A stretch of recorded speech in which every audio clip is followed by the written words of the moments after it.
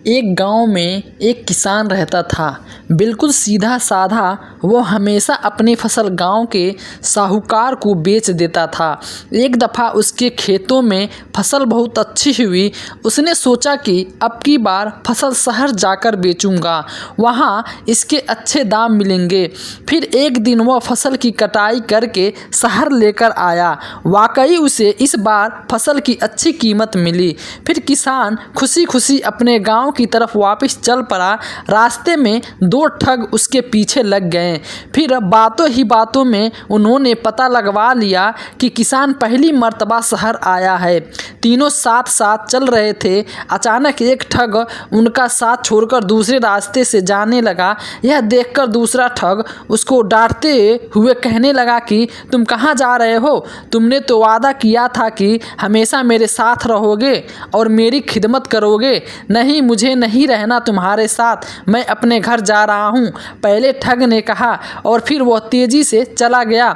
अगर तुम मुझे छोड़कर जा सकते हो तो ज़रूर चले जाओ, दूसरे ठग ने कहा और ज़ोर ज़ोर से हंसना शुरू कर दिया। उसकी हंसी देखकर किसान को बहुत ताज्जुब हुआ। आप इस तरह क्यों हंस रहे हैं? किसान ने पूछा। मैं उसकी बेवकूफ़ी पे हंस रहा हूँ। वह सोच रहा है कि मुझे छोड़कर जा सकता है, दूसरे ठग ने किसान से कहा और फिर दोबारा ज़ोर ज़ोर से हंसना शुरू कर दिया। वह तो आपको छोड़कर चला गया, आप बेकार में हंस रहे हैं, किसान ने फिर कहा।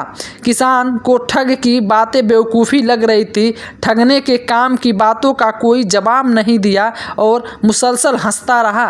थोड़ी देर बाद जब पहला ठग एक मोड़ पे पहुंचा, गायब हो गया, तो तब दूसरे ठग ने अपनी जेब से एक मोबाइल निकाला। किसान ने आज से पहले कभी मोबाइल नहीं देखा था और उसको मोबाइल के बारे में कुछ भी इल्म नहीं था। ठग ने मोबाइल किसान के सामने लहराते हुए कहा, मैं एक जादूगर हूँ, मेरी मर्जी के बगैर कोई मुझे छोड़कर नहीं जा सकता। मैंने उसे बदमाश को इस जादुई डिबिया में बंद कर दिया है। इतनी छोटी सी डिबिया में इतना बड़ा आदमी कैसे भला बंद हो सकता है? किसान ने हैरानी से आलम से पूछा, क्या तुम देखना चाहोगे उसे? हाँ बिल्कुल, किसान ने फौरन जवाब दिया। लो फिर देखो, ठग ने कहा और फिर उसने मोबाइल का वीडियो शुरू कर दिया। मुझे छोड़ दो, मुझे छोड़ दो, मुझे छोड़ दो, निकालो इस वीडियो से, मुझे बहुत तकलीफ़ हो रही है, मेरे अक्का मुझे छोड़ दो, मुझ पर मेहरबानी करो। मोबाइल की स्क्रीन पर एक वीडियो क्लिप चला रही थी जिसमें पहला ठग जोर से शुरू गायब हो गया, चीख चीख कर रहम की भीख मांग रहा था। किसान ने बोतल में कैद जिन की कहानियाँ सुनी थी, उसने पहली बार इस अजीबोगरीब और अनोखी वीडियो में इंसान को कैद और रहम की भीख मांगने देख रहा था। वो परेशान हो गया। उसे पहले तो यकीन नहीं आ रहा था, लेकिन सब कुछ उसकी आंखों के सामने था। उसे भरोसा हो गया कि सामने खड़ा आदमी कोई बहुत बड़ा जादूगर है। किसान ने ठग से कहा, भाई साहब इसे छोड़ दीजिए, बहुत रो रहा है। इस वीडियो में कैद होने के बाद कोई बाहर नहीं आ सकता, उस ठग ने किसान से कहा और फिर बोला, खैर फिक्र करने की कोई बात नहीं, वो कैद हो गया है तो क्या हुआ, मुझे तुम मिल गए हो ना, अब तुम जिंदगी भर मेरे साथ रहोगे, मेरी खिदमत करना। ठग की ये बातें सुनकर किसान बुरी तरह घबरा उठा। वो हाथ जोड़कर कहने लगा, मेरी बीवी और छोटे छोटे बच्चे हैं, मुझे उनकी देखभाल करनी है, मैं भला आपके साथ कैसे रह सकता हूँ? अगर तुम मेरा कहना नहीं मानोगे तो मैं तुम्हें इस जादुई डिबिया में कैद कर दूंगा, ठग ने किसान को धमकी देते हुए कहा। अब तो किसान की दाल पतली हो गई। वह ठग के सामने हाथ जोड़कर गिड़गिड़ाते हुए रहम की भीख मांगने लगा। उसे रोता पीटता देखकर ठग ने कहा, एक शर्त पे तुम्हें छोड़ सकता हूँ, आप सिर्फ हुक्म करें, मुझे आपकी सारी शर्तें मंजूर है। जादूगर ने, जादू का देवता, एक बड़ा मंदिर बनवा रहा हूँ, अगर तुम अपने सारे पैसे उस मंदिर के लिए दान कर दो तो मैं तुम्हें छोड़ सकता हूँ।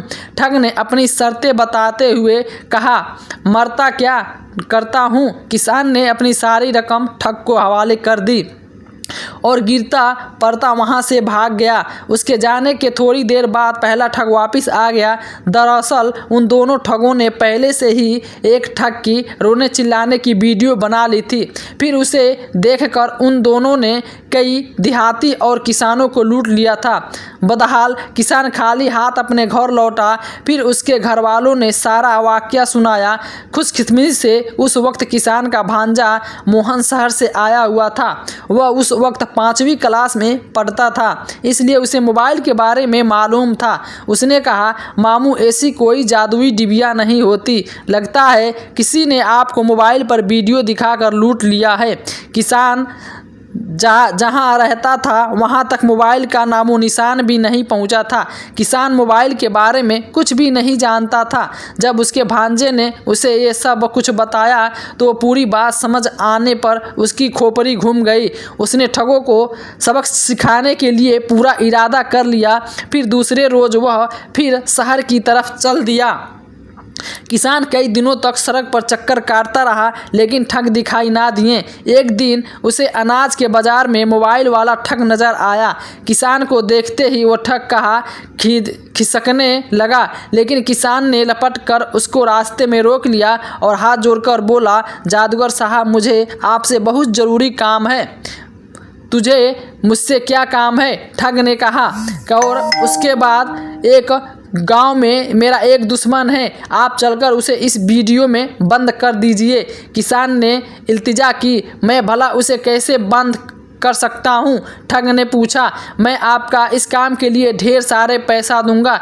किसान ने यकीन दिलाया। ठग ने समझा वो बहुत बड़ा बेवकूफ़ है, इसे अच्छी तरह से ठगा जा सकता है। यही कुछ सोचते हुए किसान के साथ चलने पे राजी हो गया। और फिर उसने कहा, भाई, आजकल मेरी डिबिया में जगह बहुत कम बची है। अगर कहो तो मैं उस आदमी को आत्मा को इसमें कैद कर लेता हूँ, क्योंकि इस डिबिया में जिस आदमी की आत्मा कैद हो जाती है वह दोबारा किसी भी काम का नहीं रह जाता। किसान ने उसकी बात मान ली। फिर वह दोनों गाँव की तरफ चल पड़े। ठग ने सोचा कि उस आदमी की वीडियो उतार कर किसान को बता तो वह फौरन 9-2-11 हो जाऊंगा। गांव पहुंचकर किसान ने कहा, जादूगर भैया, मेरे पास भी एक बहुत बड़ी डिबिया है, उसमें जिसको बंद करना है कर दीजिए, जिंदगी भर के लिए वो इसी डिबिया में रहेगा। हाँ हाँ, क्यों नहीं, ठग ने इतनी जल्दी में कहा। ऐसा देखा जैसे किसान कोई बहुत बड़ी बेवकूफ़ है। बात करने लगा। किसान के घर में पिछवाड़े तेल निकालने वाला एक कोल्हू लगा हुआ था। किसान ठग ने उसे लेकर वहां पहुंचा। एक बैल कोल्हू में जुता हुआ गोल गोल घूम रहा था। किसान का भांजा मोहन भी वहीं खड़ा था।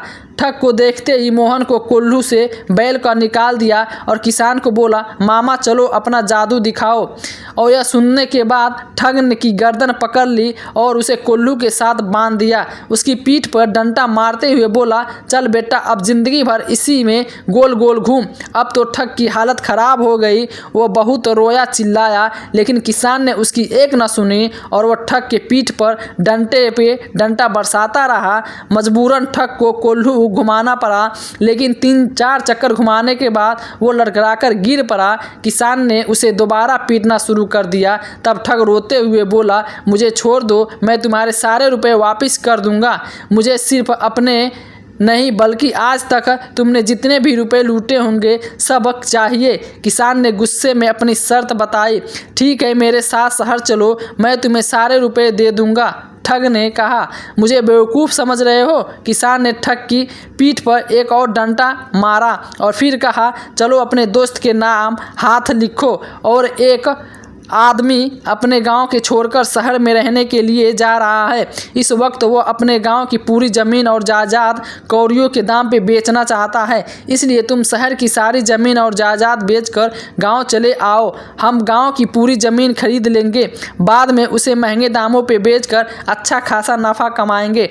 ठग तो किसान को बेवकूफ़ समझ रहा था, लेकिन किसान तो उन ठगों का भी उस्ताद निकला। ठग बहुत परेशान हो गया। उसके पास इसके अलावा जान बचाने का कोई और तरीका नहीं था, इसलिए मरता क्या ना वह उसे अपने दोस्त को झूठा हाथ लिखना ही पड़ा। किसान ने ठग से दूसरे दोस्त को मुकम्मल पूछकर मोहन के बाप को हाथों बहुत शहर भिजवाया। उस ठग ने जैसे ही वह हाथ पकड़ा उसकी तो बाँझें हिल गई और उसने कहा, 2 दिन हमारे यहाँ रुक जाओ, मैं सब कुछ बेचकर तुम्हारे साथ ही गांव चलूँगा।